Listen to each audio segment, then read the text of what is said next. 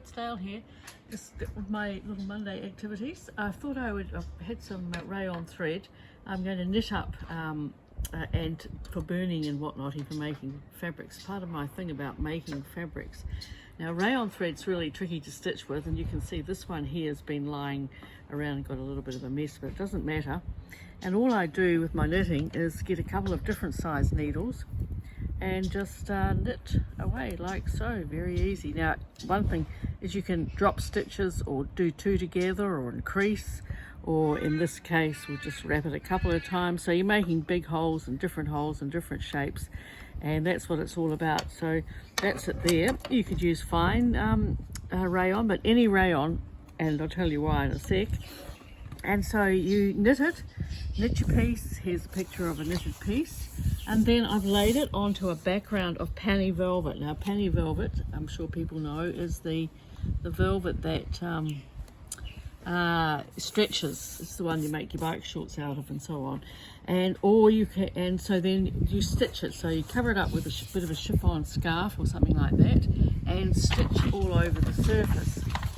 And when it's finished, you take your heat gun and then attack it with the heat gun, so that you've got all these holes and you've got a very strong piece of fabric for whatever you fancy doing with it. This is a little purse, one of my little pocket purses that I've made. This one's not on Panni Velvet, it might be on Kuhn & Felt, but you can see how it just becomes a freestanding piece of fabric to use however you like. I made a vest with it, which my model told me was very prickly, because when it's burnt it comes that way. But I like to, this is another one that I've done. See, it's a big piece, and this is the sample for the vest that I've made that seems to have disappeared. And you can see it burns away at the side. That's Panni Velvet, and the chiffon scarf which burns off. And I stitched it with metallic threads. Now if you use any other threads than rayon to stitch with, you'll find that they will burn. So that's the thing about rayon, it doesn't burn, and that's why I like to work with it a lot for that reason.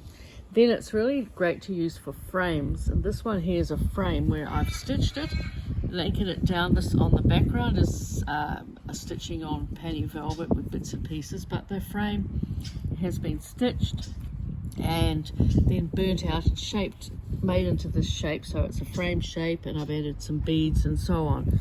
And then this is another one that I've done, and here I have printed a Tuscan door onto Tissue Tex Abaca paper, which as I keep saying I like.